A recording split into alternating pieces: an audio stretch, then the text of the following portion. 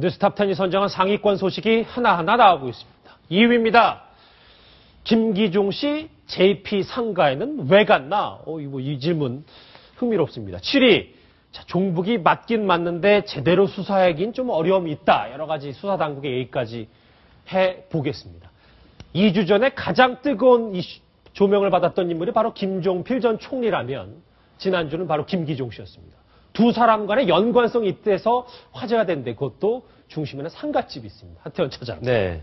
얘기하면 웃긴데. 그러니까요. 김기종 씨가 네. 왜 박용옥 여사의 빈소를 찾은 겁니까? 글쎄요, 이게 뭐 경찰 조사나 아니면 검찰 조서에서 정확히 왜 상가를 방문했는지 이런 부분이 밝혀지지 않았기 때문에 여러 가지 추정을 해야 되는데 아까 영상에서도 보셨듯이 여러 가지 추정이 가능합니다. 네. 저는 그중에 한 가지를 한번 추정해 보고 싶은데요. 이전에 리포트 대사를 테러하기 전에 김기종 씨는 바로 주한 일본 대사를 한번 벽돌로 테러한 적이 있었습니다. 콘크리트인가 뭐 던졌죠. 그렇죠. 2개를 던졌었죠. 근데 김종필 씨 하면 1960년대 당시에 중앙정보부장으로서 한일 국교 정상회담을 진두 지휘했던 그런 경험이 있습니다. 그래서 1962년부터 65년까지 계속 그런 협상을 하면서 결국 그 한일 국교 정상화를 이끌어낸 사람인데요. 거기서 이제 두 가지가 있습니다. 하나는 독도 문제를 명확히 해결하지 못했다는 부분. 또 하나는 국가 배상 청구권에 대해서 명확히 하지 못했고요. 그다음에 지금 위안부 문제가 상당히 계속 논의가 되고 있는데 그 부분을 명확히 매듭짓지 않은 상태에서 총액으로 3억 달러 국가 원조, 그다음에 해외 협력기금 2억 달러 정도에 합의하는 선에서 그쳤기 때문에 혹시라도 보면 김기종 씨가 나는 반일주의자요. 근데 당신 50년 전에 이렇게 제대로 협상 못하지 않았소. 이걸 혹시 따지러 가지 않았을까 하는 저는 추정을 한번 해봤습니다. 50년 전, 그러니까 본인이 생각할 때 굴욕 외교라고 생각하니까 그렇죠. 반일 퍼포먼스를 이렇게 언론의 조명을 많이 받는 곳에서 하면 어떨까라는. 그러니까 지금 검찰 조사, 경찰 조사에만 하면 열흘 전에 이 리포트 대사 피습을 계획했다고 하니까 그렇죠. 그 계획하기 전에 간 거니. 그렇죠. 게다가 모든 시선이 JP 상가에 쏠려 있던 상황 아니었겠습니까?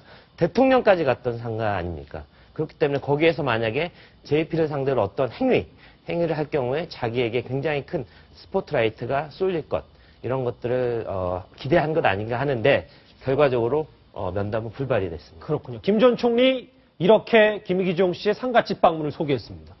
미국 대사 볼을 찢어놓은 그 친구 또 왔었대. 점심을 잔뜩 먹고 갔다는데 뭐 벌써 무료급식 얘기까지 나오고 말이죠. 자꾸 나 좀 만나게 해달라고 하더래. 그러니까 뭐 결국 만나진 않았는데.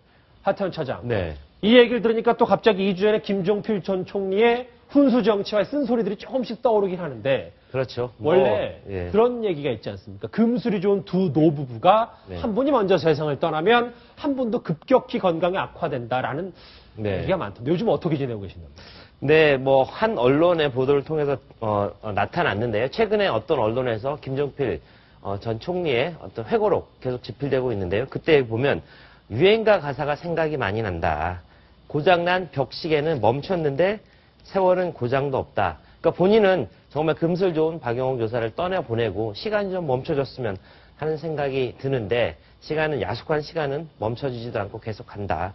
다들 이번에 참 고맙다. 이런 얘기를 했다고 합니다. 근데 그 어구는 바로 나훈아 씨의 고장난 벽시계의 한 부분을 인용해서 했다는데 굉장히 격조가 있고 상당히 위트가 있고 또 유머러스한 그런 내용인데 그 안에는 어떤 떠나보낸 어떤 천상배필의 아쉬움을 표현하는 그런 절절함까지 묻어나서 듣는 이를 굉장히 가슴 아프게 하고 있습니다. 말 한마디 한마디에 풍류가 있군요. 시조 같습니다. 예. 그런데 말이죠. 이 김종필 전 총리 상가에 요라는 해프닝이 있었다. 이런 사실이 뒤늦게 확인됐습니다. 저희 뉴스탑10이 언론 최초로 처음 공개하는 영상인데 함께 영상으로 확인을 해보시겠습니다. 수환이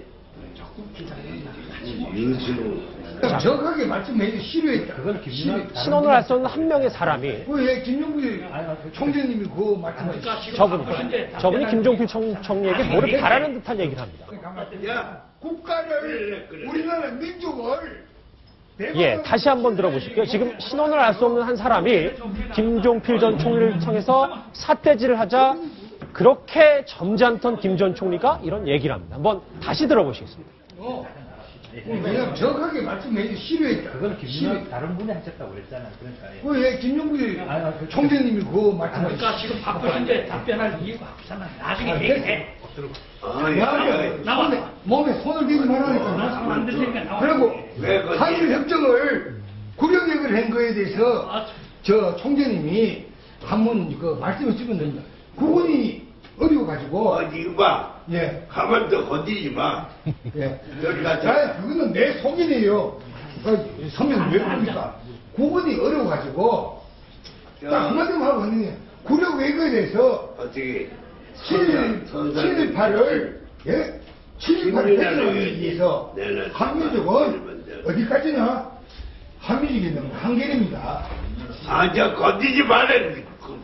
아니 가라니까요. 7.18에 대해서는 아니 선배님 가라니까요. 저리 가, 저리 가. 7.18에 대해서는 야, 국가를 그래. 우리나라 민족을 대만은 그 7.18에 용서 못하잖아요. 그러니까 정부에 나가서 어른들이니까 참아.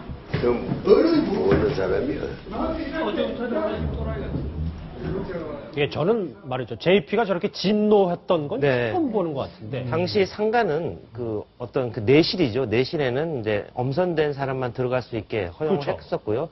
항상 기록을 남기기 위해서 방송사 카메라, 풀기자 계속 저 장면을 찍고 있었는데요. 저런 장면이 있었네요. 결국에는 JP로서는 굉장히 본인한테는 어떤 업적이라고 생각할 수 있지만 굉장히 아픈 현대사의 한 단면, 특히 굴욕 외교라고 하는 부분에 대해서 본인이 자의반타의반이라는 얘기를 하면서 공화당 대표직에서 물러나면서 유학을 갔던, 외유를 갔던 그런 일이 있었는데요. 그 부분에 대해서 저렇게 집요하게 따지고 나오자 구순의 노 정객도 결국 참지 못하고 저 사람 끌어내 하는 얘기를 하고 말네요.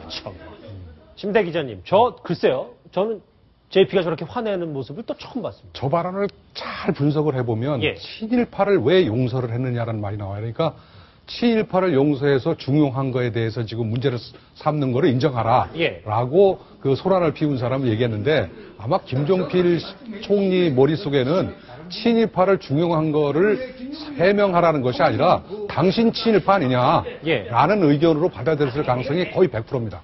아, 왜 그러냐면 예. 당시 그 50년 전에 한일 그 수교를 할 때 예. 그때 뭐 아시다시피 엄청난 데모가 있어가지고 박정희 대통령이 거의 누르다시피 해가지고 결국은 갖다가 국회에서 동의를 받은 거 아니겠습니까? 예. 근데 그럼에도 불구하고 그것이 굉장히 봉합된 상태에서 오다가 결국은 박정희 대통령이 그 돈을 받아서 우리 그 민주화 또는 경제 민주화를 이루는데 굉장히 도움을 줬다라고 얘기는 하고 있습니다만 지금 한일 관계가 나빠지면서 다시 재평가를 하자는 얘기가 나오고 있어요. 이 부분에 대해서 김종필 총리도 아마 알고 있을 거로 보이는데 그 부분에 대해서 아마 직접 그 비난을 받으니까 상당히 화가 났을 거로 그렇게 추정이 됩니다. 예. 김기중 씨가 이 JP 상가에 갔다는 얘기와 함께 이 미공개 영상까지 저희 뉴스탑10이 최초로 한번 공개를 해봤는데 참 오랜만에 귀 기울여서 집중되는 목소리를 한번 들어봤던 것 같습니다. 리포트 대사 얘기를 좀 해보면 내일 이제 본격적으로 업무에 복귀한다는 얘기가 들려오고 있는데 이와는 반대로 이 김기중 씨 어제 수술을 마치고 서울중앙지검으로 이송됐습니다. 그 현장 뉴스탑10이 함께 담아봤는데요. 영상을 보면서 계속해서 이야기를 나눠보도록 하겠습니다. 자, 보시면요. 자, 어제였죠. 여인선 기자. 아직도 휠체어를 타고 있네요. 예, 그렇습니다. 리포트 대사를 공격하다가 김기중 씨가 발목을 다친 건 다들 아실 겁니다. 그래서 지난 10일 경찰병원에서 수술을 받고 저렇게 깁스를 하고 나오는 모습입니다. 수술이 끝나자마자 서울중앙지검으로 바로 이송됐는데요. 이 기자들이 신경을 물어봤습니다. 그런데요, 김기중 씨 사고 당일에는 예. 기자들 앞에서 굉장히 소란을 피우지 않았습니까? 거의 뭐 기자회견을 하지 않았습니까? 예, 그렇습니다. 그런데 이날은 거의 묵묵부답, 아무 말도 하지 않았다고 합니다. 아. 예. 김기중 씨, 예, 말씀하십시오. 예, 앞으로는 서울구치소에 수감될 예정이라고 하네요. 서울구치소에 예. 수감될 예정이다. 아직 뭐 오른 발목이 완전치 않은 것으로 알고 있는데 수사는 착착 진행이 되는지 모르겠습니다. 김태현 변호사님께 이거 하나 질문 드릴게요. 지금 보면 아까 저희 제목으로 소개해드렸지만 종북이 맞긴 맞는 것 같은데 이 수사당국이 뾰족하게 김기중 씨 혐의와 예. 북한과 연계성을 제대로 파헤치지 못하는 거 아니냐. 만약에 이렇게 해서 빈손 수사가 되면 검찰 좀 입장이 난처할 것 같다는 생각도 들고 어떻습니까? 아니, 그렇게 해서 뭐 국가보안법 위반 혐의점이 나오지 않는다고 해도 검찰의 수사가 뭐 헛된 건 아닌 것이죠. 예. 어차피 수사가 의심이 있으면 당연히 하는 거고 수사했다고 해서 전부 다 뭐 혐의가 있는 걸로 나오는 건 아니니까요. 무혐의면 무혐의대로 뭐 발표는 되는 건데 예. 검찰이 이제 국가보안법 위반 혐의에 대해서 집중한다고 볼 수 있는 게 이 사건 배당 자체가 공안 일부에다 됐거든요. 예. 사실은 어떻게 보면 테러 사건이가 강력 사건이가 강력부에나 일반 형사부에 해당하는 게 맞는데 공항 일부가 주체가 돼서 수사팀을 짰고 거기 이제 첨단범죄 수사부까지 들어갔거든요. 예. 첨단범죄 수사부는 이메일 내역이나 통화 내역 그걸 분석하기 위해서 들어간 겁니다. 뭐 컴퓨터 로그인 기록도 그렇고요.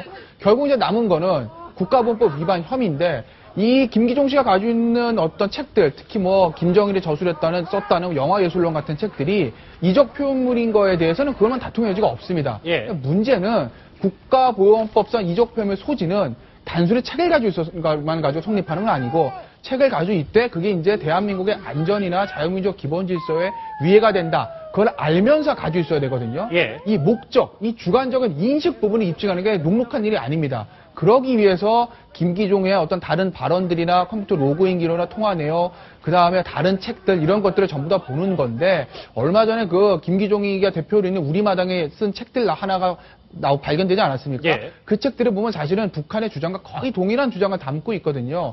그렇다고 보면 그 두 책을 잘 연결시켜서 보면 김기종 씨 어떤 국가보안법 이적 표현물 위반 혐의가 조금은 입증될 가능성 있지 않나 현재까지 저는 그렇게 보고 있습니다. 알겠습니다. JP의 상가까지 찾아갔던 이 김기종 씨 얘기까지 한번 짚어봤습니다. 다음 주제는 뭘지 궁금합니다. 순위 바로 확인합니다.